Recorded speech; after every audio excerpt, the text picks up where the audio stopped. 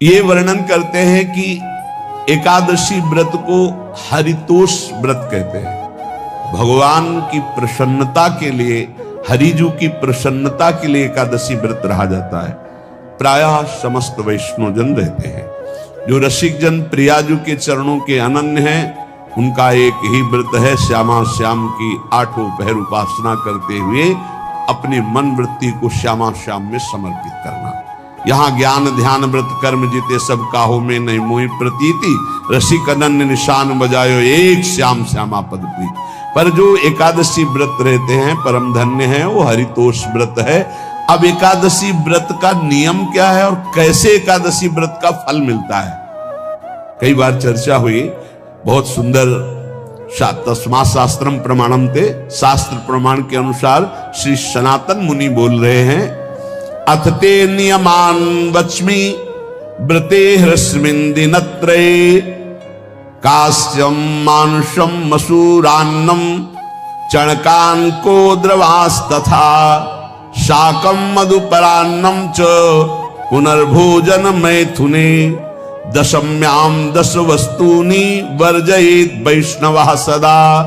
जिसे एकादशी रहनी हो और एकादशी का फल प्राप्त करना हो, उसको ये नियम पालन करना चाहिए। अथ ते नियमान वच्मि व्रते ह्रस्मिन् दिनत्रये, उसको 3 दिन, एक तो दशमी और एक द्वादशी और फिर बीच में एकादशी, उसको 3 दिन संयम में रहना होता है, तब बीच की एकादशी का उसे फल प्राप्त होता है। जिसे एकादशी व्रत रहना हो, उसका नियम है कि दशमी के दिन कांसे के पात्र का त्याग करें। वैष्णव सिद्धांत है कि कभी जिसमें मांस बना उस रसोई का भोजन न ग्रहण करें। मसूर की दाल, चना की दाल, कोदों और कोई भी शाक, शहद, दूसरों का अन्न, दोबारा भोजन और मैथुन, ये दशमी के दिन त्याग दे। एक बार दशमी के दिन भोजन करे 24 घंटे में, क्योंकि एकादशी रहना है। कांसे का पात्र, जिस रसोई में मांस बना उसके भोजन का त्याग, मसूर की दाल, चना, कोदो, शाक, मधु अर्थात शहद और दूसरे के द्वारा दिया हुआ भोजन और दोबारा भोजन और मैथुन क्रिया, इनका दशमी के दिन कभी भी प्रयोग ना करें। इन 10 वस्तुओं से वैष्णव दूर रहे दशमी के दिन। फिर एकादशी के व्रत में, ये पीछे तो हम वर्णन कर ही चुके हैं, कहीं नहीं आया या कुटू का कचौड़ी पकौड़ी और सिंघाड़ा का हलवा और सावा, ये दुनिया के खीर और सब। एकादशी के दिन किसी भी तरह की गेम आदि क्रीड़ा ना खेले। जैसे अब आज व्रत है तो बैठे हैं अपना मोबाइल में गेम खेल रहे हैं, ऐसा कोई भी क्रीड़ा नहीं। द्वैत क्रीड़ा, किसी भी तरह का गेम, ये सब खेल नहीं। द्वैत क्रीड़ाम च निद्राम च तांबूलम दंत धावनम, परापवादम पैशून्यम स्तेयम हिंसाम तथा रतिम, कोपम हृणत वाक्यम च एकादश्याम विवर्जयेत। एकादशी के दिन उपासक को चाहिए कि वो किसी भी तरह की क्रीड़ा, मनोरंजन बिल्कुल नहीं। चनिद्राम, नींद नहीं लेनी उसको, न दिन में न रात में। एकादशी व्रत, और प्रायः पुराने महापुरुषों ने ऐसा किया है।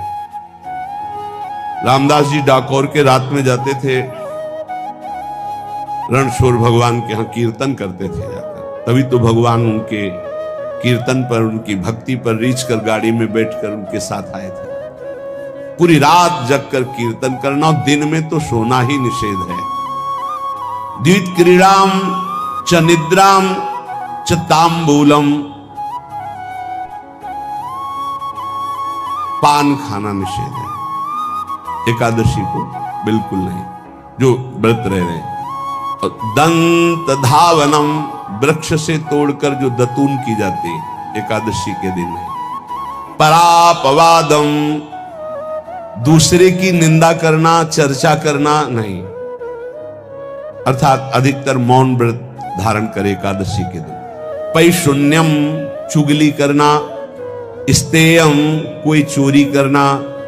हिंसाम, वाणी से, शरीर से, मन से किसी को दुख पहुंचाना। रतिम, अर्थात भोग करना, मैथुन करना। कोपम, किसी के ऊपर गुस्सा करना। अनत वाक्यम, झूठ बोलना। एकादश्याम विवर्जयेत, एकादशी के दिन ये नहीं करना चाहिए। एकादशी को एक बार कुछ फलाहार शुद्ध,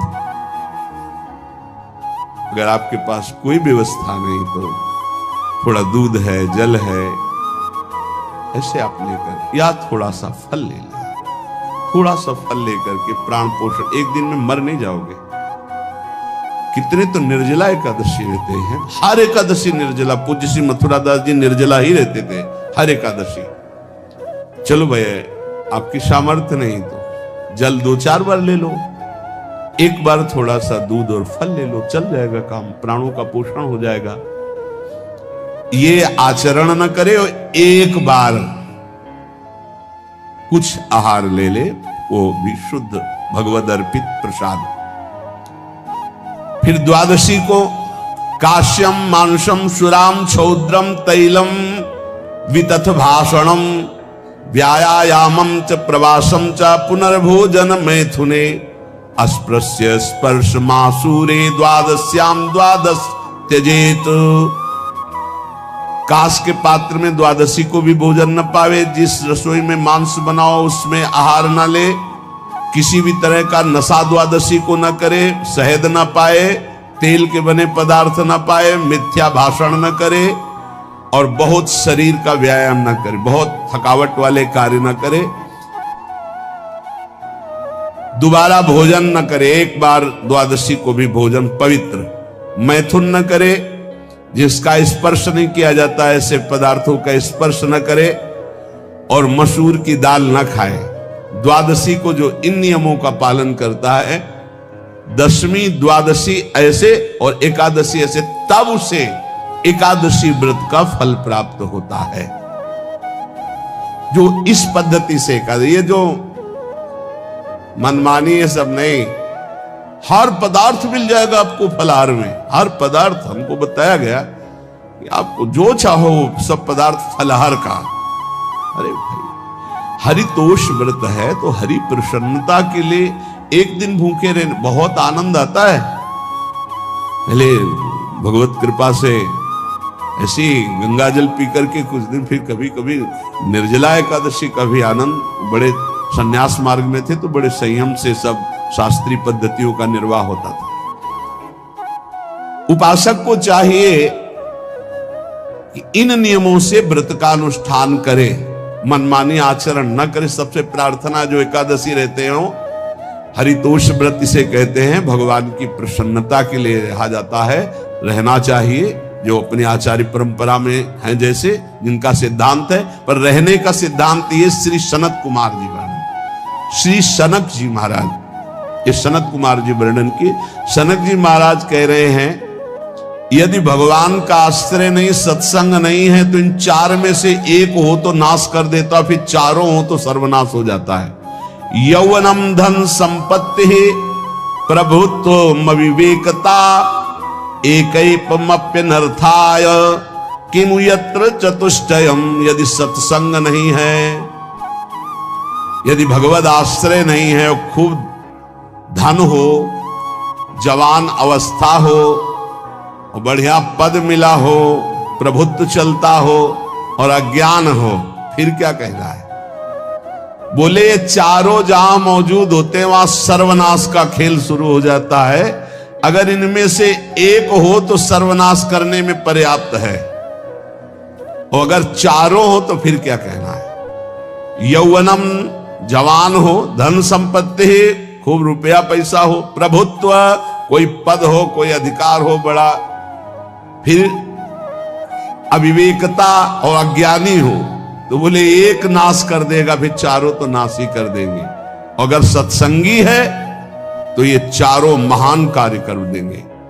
क्या यौवनम, जवान है, खूब दूसरों की सेवा, मेहनत पूर्वक धन संपत्ति कमाकर माता पिता की सेवा, परिवार की सेवा। ये माता पिता, हमारा वेद कहता है मातृ देवो भव, तैत्तरीयोपनिषद, मातृ देवो भव, पितृ देवो भव, आचार्य देवो भव, अतिथि देवो भव, यान्य नवद्यानि कर्माणि तानि सेवितव्यानि नो इतराणि, यान्यस्माकः सुचरितानि तानि तोयोपास्यानि नो इतराणि, ये के चास्माच्छेयाः सुब्राह्मणाः तेषां त्वया स्नेनो प्रश्वसितव्यं, श्रद्धया देयं अश्रद्धया देयं, श्रिया देयं ह्रिया देयं भिया देयं संविदा देयं। वेद कहता है मातृदेवो भव, माता साक्षात हमारी भगवान है। देव हरि को कहते, केशव देव जैसे कहा, हरि को कहते, गोविंद देव, मातृ देव, माता भगवान है। हे धिक्कार है उन पुत्रों को जो अपने माता के द्वारा पोषित किए हुए शरीर से हाथ उठाते हैं अपने माता पिता के ऊपर। नरक में तुम्हारी जो दुर्दशा होगी भोगोगे। एक हमको दिखाया गया दृश्य कि अपनी माता की कोख में लात मारता है, थप्पड़ मारता है, पिता बैठा है उसको लात मारता है, थप्पड़ मारता है, बाल घसीट कर गेट तक माता को ले जाता है। अब इनकी जो दुर्दशा होगी ये बोल नहीं पाएंगे, बता नहीं पाएंगे। ऐसी जगह मारा जाता है कि बस तलक्षते रहो, कुछ कह नहीं सकते, घोर नरकों की प्राप्ति होती। वेद कहता, तैत्तरीयोपनिषद, मातृ देवो भव, ध्यान से सुन लो, सत्संग है, ये माता साक्षात भगवान है। अगर तुमने मारा वाह भर करके इसके आंसू गिरे, जितने आंसुओं की बूंद से भूमि के कण भींजेंगे उतने कल्प तक नरक भोगोगे। ध्यान रखना, तुम्हारा कभी यश, कभी कीर्ति, कभी श्री, कभी हिरी, ये कभी तुम्हारे उदय नहीं हो सकती। तुम्हारा सर्वनाश हो जाएगा अगर मां पे हाथ उठाया। पितृदेवो भव, पिता साक्षात भगवान है। देखो भगवान अवतरित हुए तो प्रात काल उठी कै रघुनाथा, मातु पिता गुरु नावहि माथा। आचार्य देवो भव, माता साक्षात भगवान है, पिता साक्षात भगवान है, आचार्य गुरुदेव साक्षात भगवान है। जो अपनी माता को, अपने पिता को दुख देता है, अपने गुरुदेव की अवहेलना करता है, उसका कभी मंगल हो सकता है? वो कभी सुख प्राप्त कर सकता है? वेद कहता है जो निर्दोष कर्म करते हुए धन कमाकर, कैसा कर्म? निर्दोष कर्म करते हुए धन कमाता है और उस धन से अपने बूढ़े माता पिता और गुरुजनों की सेवा करते हैं, जीवन धन्य है। धिक्कार है उस पुत्र को, धिक्कार उस जवानी को, धिक्कार है उस धन को, धिक्कार उस बुद्धि को जिसको ये सब प्राप्त होने पर भी अपने बूढ़े माता पिता को दर दर के भटकने के लिए विवश कर देते हैं, जो अपने बूढ़े माता पिता को कष्ट देते हैं। जहां वेद कह रहा है मातृ देवो भव, पितृ देवो भव, आचार्य देवो भव, अतिथि देवो भव, चार बातें कही। अतिथि देवो भव, अगर बिना परिचय के कोई आ गया, कह रहा भूखा हूं, भोजन पवा